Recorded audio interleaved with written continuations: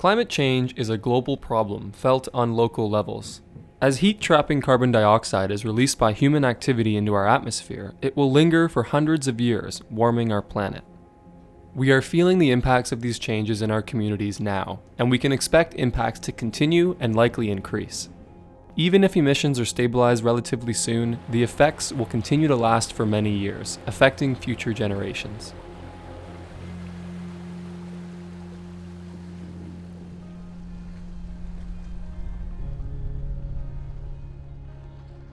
Climate change is a 12-month, 24 hours a day, 365-day event.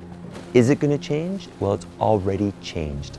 How much it changes really depends on the rest of the world, on how serious they take this, and how serious they are about meeting their targets to reduce greenhouse gas emissions. Climate change adaptation is, I think at its core, it's adapting to the impacts of climate change and learning how to move forward in a changing environment. Because of these long-term effects, responding to climate change must involve the stabilization of greenhouse gases by reducing emissions, as well as strengthening our communities and altering the ways in which we live alongside the environment to adapt to the new challenges.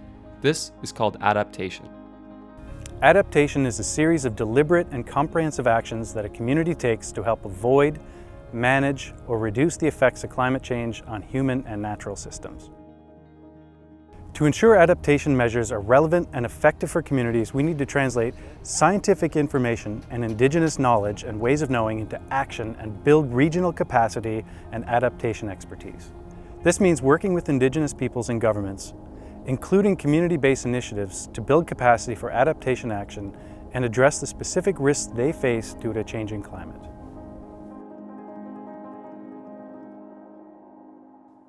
In the polar regions, global warming has been dramatically amplified compared to the rest of the world. The Arctic as a whole has warmed 2.5 degrees Celsius over the last 100 years, compared to global averages of slightly less than 1 degree. These changes are even more profound in the winter months, where warming rates have been observed to be double or even triple the rates of summer warming. A warming atmosphere combined with a warming ocean has led to the melting of precious sea ice. Sea ice extent most rapidly decreases during the fall months and has been observed to be declining at a rate of about 13% per decade since 1979. These values are lower during the winter. Sea ice thickness is thinning at rates of up to 10 centimeters per year.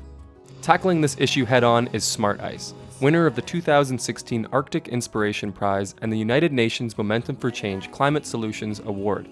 Smart Ice is a cross-sector social enterprise that works to integrate traditional knowledge with sea ice data.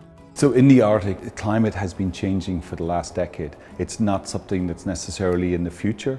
So I think we need adaptation happening now to allow people to cope with what these new conditions are, the unpredictability of changing climate. Smart Ice integrates sensors on the ice, so technology and Inuit knowledge to make sea ice travel safer.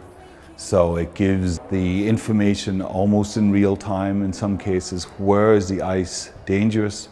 Where is it safe to travel on as normal? So Smart Ice is actually a working climate change adaptation tool. And I think what that does is put directly into the hands of the community what they need to do to address climate change.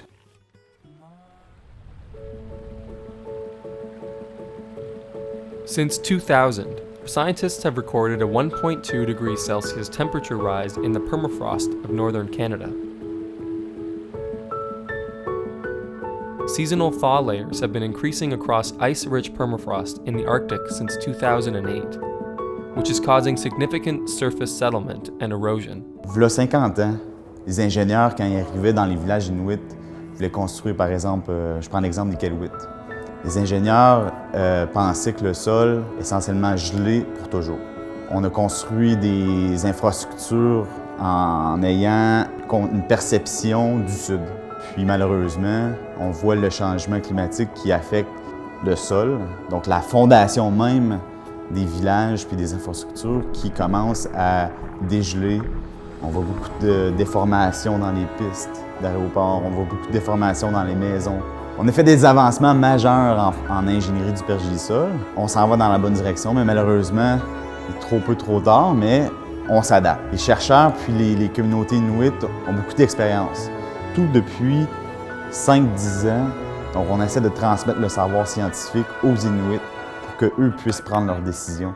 Parce qu'eux, ils voient le terrain, les changements climatiques, eux, ils le voient d'une façon différente que nous. Eux, ils vont le voir plutôt par des formes, ils vont le voir plutôt par la migration des caribous. Nous, on met des données, mais eux, c'est par le transfert de connaissances, par les elders qu'ils appellent dans les communautés. Arctic communities like Tuktoyaktuk are seeing the effects of erosion on their infrastructure and on their ability to practice their traditional hunting. For community members like Charles Pokiak, this means rethinking travel routes passed on by community elders. I lived in Tuktoyaktuk all my life. There's about 1,000 people, I said, and we're having kind of issue in Tuk because our community is right at sea level. There's some houses there that are 4 to 5 feet away from the ocean. It's all that pounding, that permafrost drops, so it's kind of affecting a few families at the point. We live with the Four Seasons. We travel quite a bit for our native food, caribou, whale, the fish.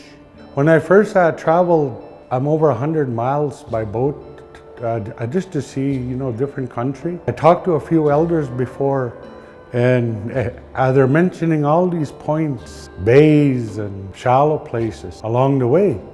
And I'm looking for them on a map because our maps are outdated. But I look at these points and they're gone. The shoals are showing up higher. Traditional knowledge to me is like a Bible.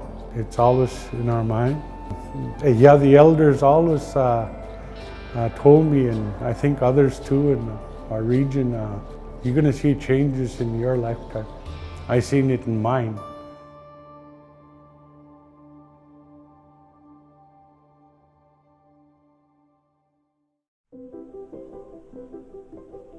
While communities and researchers rally behind climate change adaptation techniques, some organizations are laying the foundations for how community-driven research will help people make decisions about when and where they travel.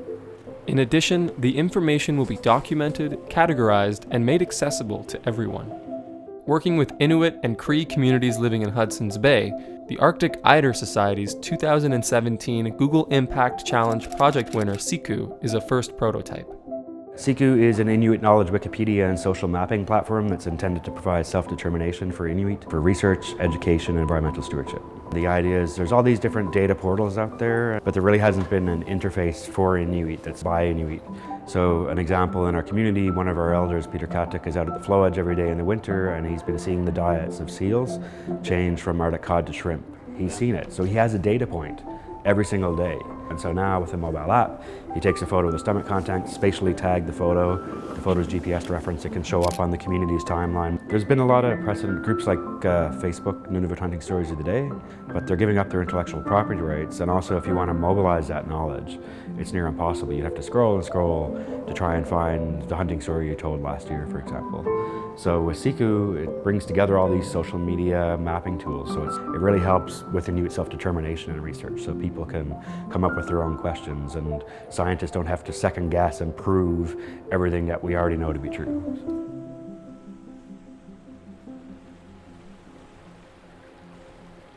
As the effects of climate change continue to evolve, it remains uncertain exactly how each region of the North will be impacted. And although the impacts of this change may not be fully realized in our lifetimes, there is no doubt that communities across the North will continue to take innovative, proactive, and culturally sensitive steps towards adopting climate change adaptation techniques. I think that it's important to prepare communities to take advantage of opportunities that climate change brings. It's not always negative, it can be positive. One thing I would really like to see is people, government, private sector come as one. We need to sit down as one big group, globally, as one people, to help the effects of what's happening in the world.